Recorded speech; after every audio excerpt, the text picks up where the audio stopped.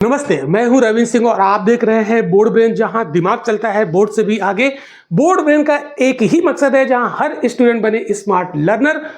Hello student, आज की class में हम लोग पढ़ेंगे क्लास 10 मैथ्स का चैप्टर नंबर 3, दो चर वाले रैखिक समीकरण युग्म। इसके पहले स्टूडेंट्स हम आपको 2 चैप्टर पढ़ा चुके हैं क्लास 10 के, बहुत ही महत्वपूर्ण चैप्टर।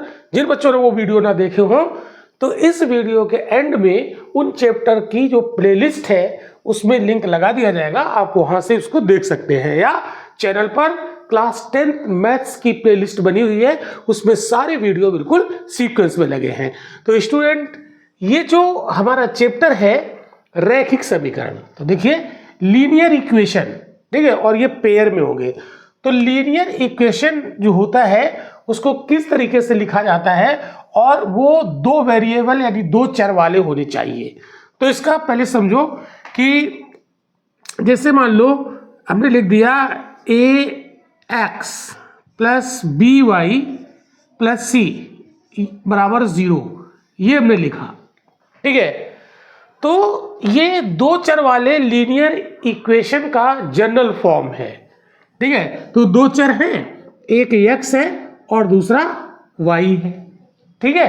तो 2 चर हो गए, तो 2 चर वाले, ठीक है। लीनियर है क्योंकि इसमें जो वेरिएबल की मैक्सिमम पावर है वो 1 है। तो अगर मैक्सिमम पावर 1 होगा तो वो लीनियर होता है, ठीक है। तो यहां भी वेरिएबल की पावर 1 है और यहां भी वेरिएबल की पावर 1 है। तो 2 वेरिएबल यूज हुए, एक x और एक y, तो 2 चर वाला हो गया। लीनियर यानी रैखिक क्यों हुआ? तो रैखिक इसलिए हुआ क्योंकि जो वेरिएबल है उसकी मैक्सिमम पावर 1 है। तो मैक्सिमम पावर 1 वाले जो होते हैं वो रैखिक यानी लीनियर होते हैं। ये समीकरण क्यों है? क्योंकि इसको इक्वल 0 किया गया है, इसलिए ये समीकरण है। अब इसमें एक टर्म और यूज हुआ है, युग्म। तो युग्म का मतलब ये इक्वेशन पेयर में चलेंगे। तो इस चैप्टर में इक्वेशन हमें पेयर में देखने को मिलेंगे।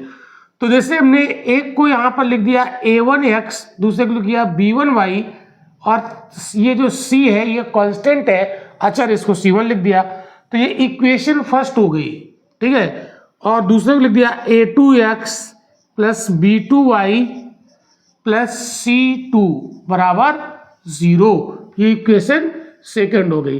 तो अब आप देखो ये पेयर बन गया, यानी ये युग्म में चल रहा है। ये कैसे है?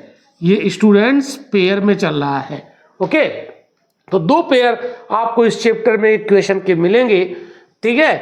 क्लियर हुआ? अब इसका एग्जाम्पल की अगर बात करें तो ये जो हमने लिखा है ये क्या है? ये इन इक्वेशन को निरूपित करने का तरीका है, ये जनरल फॉर्म है, ठीक है। अब इसका अगर हम कोई एग्जाम्पल लें यहाँ पर, तो जैसे हमने a1 की जगह लिख लिया मान लो 5 और x लिख दिया, ठीक है। b1 की लिख दिया हमने 10, y लिख दिया, और c की जगह पर हमने कुछ लिख लिया, मान लो यहाँ पर हमने 20 लिख दिया, ठीक है। तो ये इक्वेशन नंबर क्या हो जाएगा? फर्स्ट। तो ऐसा इसी फॉर्म में आ गया।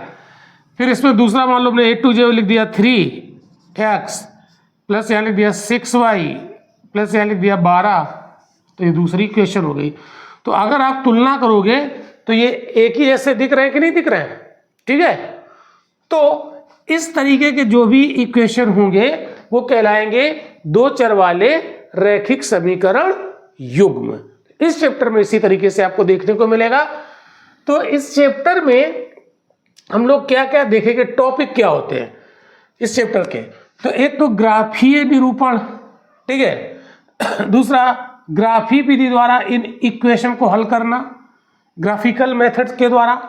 दूसरा विलोपन विधि द्वारा इनको सॉल्व करना इक्वेशन को, और प्रतिस्थापन विधि द्वारा इन इक्वेशन को सॉल्व करना, ये पढ़ना है हमको। फिर एक होता है वज्र गुणन विधि द्वारा भी हल किया जाता है इनको। और फिर एक इसमें टॉपिक और होता है 2 चर वाले रैखिक समीकरण युग्म में बदले जा सकने वाले समीकरण। तो स्टूडेंट अब आप ध्यान रखिएगा, ये जो टॉपिक नंबर 6 यहाँ पर बनता है ये केवल और केवल बिहार बोर्ड के पेपर में आता है और बाकी नहीं आता है, ठीक है। तो इसको हम छोड़ देंगे, और ये जो पहला है ना ग्राफीय निरूपण, ये भी अब नई एनसीईआरटी से इसको बाहर कर दिया गया है। और ये जो पांचवा है बज्र गुणन विधि द्वारा हल, ये भी हटा दिया गया है। तो अब स्टूडेंट हमको ये 3 चैप्टर पढ़ने हैं, ठीक है। इसमें 3 टॉपिक, चैप्टर नहीं, ये 3 टॉपिक पढ़ने हैं according to new NCERT, okay. और ये हर बोर्ड में है ना, UP board, MP board, Bihar board, हर जगह आपको ये देखने को मिलेगा, है ना, राजस्थान बोर्ड, दिल्ली बोर्ड, जो भी है। तो ये 3 टॉपिक हमें मुख्य रूप से यहाँ पर पढ़ना है। तो स्टूडेंट, आपको हमने बताया कि 2 चर वाले रैखिक समीकरण युग्म होते क्या है, ठीक है। इनको हम जनरल फॉर्म में किस तरीके से रिप्रेजेंट करते हैं, यानी उनको निरूपित करते हैं, ठीक है। और कौन कौन से टॉपिक हमें यहाँ पर पढ़ने हैं। तो ये बहुत बेसिक इंट्रोडक्शन था इसका।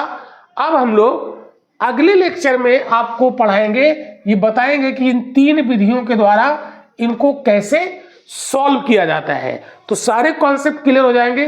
इसके बाद सीधे हम एनसीईआरटी की एक्सरसाइज को सॉल्व करेंगे। ये बहुत आसान चैप्टर होता है, अगर थोड़ा सा ध्यान दे दोगे तो यहाँ पर 100 में 100 यानी जितने प्रश्न आएंगे वो सारे के सारे आप सॉल्व कर लोगे। तो चलते स्टूडेंट्स, हम लोग मिलते हैं अगले क्लास में और इन 3 टॉपिक को पढ़ते हैं। Thank you.